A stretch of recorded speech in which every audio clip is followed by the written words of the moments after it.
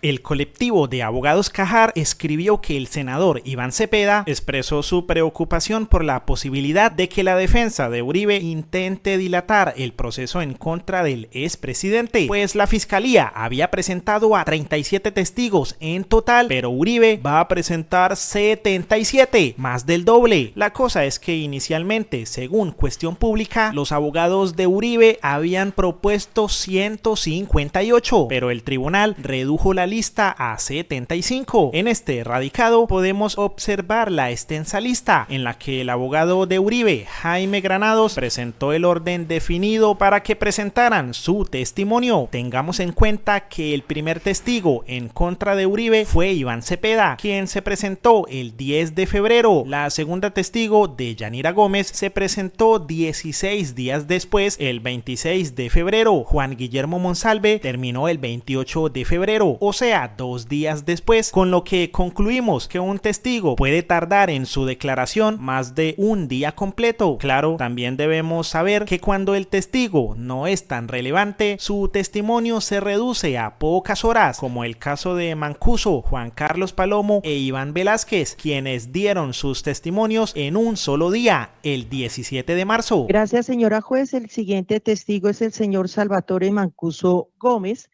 a quien ya tiene el link correspondiente para que se vincule virtualmente. Gracias. Continuando entonces con este acto procesal, señora fiscal, indíquenos cuál es su siguiente testigo. Gracias, señora juez. El siguiente testigo, el doctor Iván Velázquez Gómez. ¿Cuál es su siguiente testigo, señora fiscal? Gracias. Juan Carlos Giraldo, que ya está acá, para que siga, por favor. Aún así, los testimonios son tan extensos que hubo una cuarta testigo citada para ese día que no alcanzó a hacer la diligencia debido a dificultades profesionales y personales. Señora fiscal, ¿cuál es su siguiente testigo? Su señoría, continuaríamos con la testigo Hilda Yané Niño Farfán, pero en razón a que manifiesta la testigo y previendo pues que eran 3 testimonios largos y efectivamente ya estamos a las 4:30, la testigo tiene una dificultad profesional y personal para concurrir el día de mañana y el miércoles. El miércoles no hay sesión, motivo por el cual y viendo cómo se están surtiendo las diligencias, consideramos que de aquí a las 5:30, 6 no acabaríamos con ella y me quedaría truncado el día de mañana. También, según las cuentas de la fiscal, en un solo día podrían estar hablando entre 3 y 4 testigos. Pero mañana comenzaremos y tenemos a los testigos Fabián Rojas Puerta, Ángela Milena López Gómez, Germán Rodrigo Ricaute Tapia, y quiero comunicarle, señor defensor, que en la sesión del jueves ya comenzamos con las declaraciones de los privados de la libertad. Las cuentas que hicimos fue para calcular cuántos días tardarían en presentarse los 77 testigos de Álvaro Uribe. Si se hicieran al ritmo de 4 por día, el juicio tardaría 19 días más, y si se lograran presentar 3 por día, los testigos tardarían 25 días. Eso sin tener en cuenta los días sin audiencias, retrasos, aplazamientos e incluso tutelas como las que nos tienen acostumbrados los abogados de Uribe. El panorama no es bueno para el ente acusador, pues a la fiscalía le tomó más de 81 días concluir su etapa acusatoria desde que presentó al primer testigo, y si Uribe presenta el doble de testigos, quién sabe hasta dónde estire este juicio, tal vez hasta la prescripción. Sale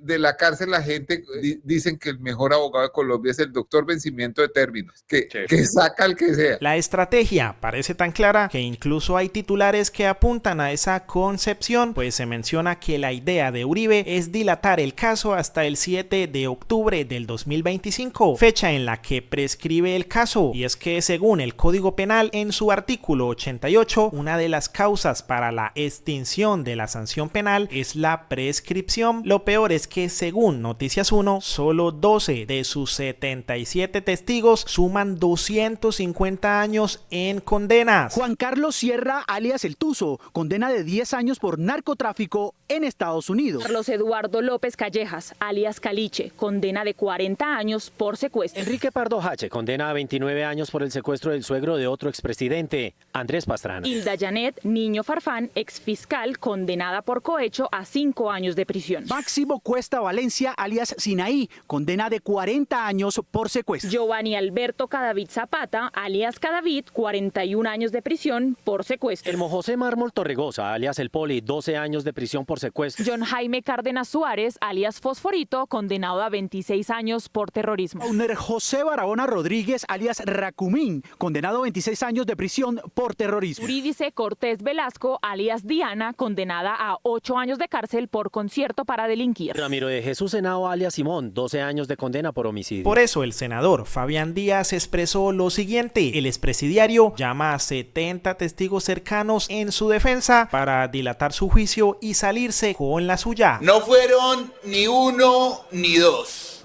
no fueron ni 10 ni 30, y es que ni siquiera 50, fueron 70 los testigos que el expresidiario Álvaro Uribe Vélez solicitó para su defensa, solicitó para su juicio por fraude procesal, por soborno, por manipulación de testigos. Que no se note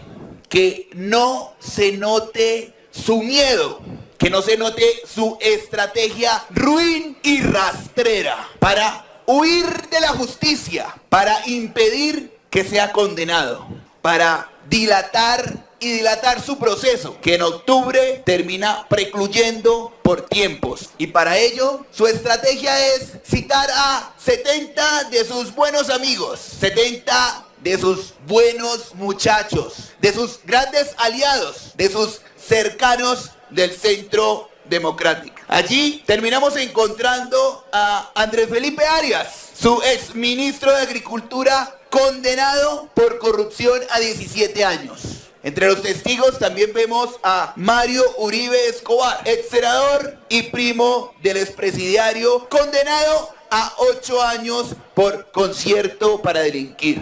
Otro de sus testigos, Luis Fernando Ramos, ex gobernador de Antioquia, condenado a 7 años por promover grupos paramilitares. Ramón Quintero San Clemente, alias RQ, alias el señor de Buga, narcotraficante, condenado a 17 años. Diego Pérez, alias Diego Rastrojo, líder del grupo narcoparamilitar, también condenado a 30 años. Y así seguimos viendo diferentes alias Simón, alias Castañeda, alias Olivo Saldaña. Todos en defensa de su gran amigo, todos en defensa de su aliado, todos en defensa de su capo. Todos con una misión: dilatar el proceso en contra de su patrón, de su jefe, para que en octubre se termine saliendo con la suya. ¡Qué ruin! ¡Qué falta de cojones! No enfrentar a la justicia, sino terminar huyéndole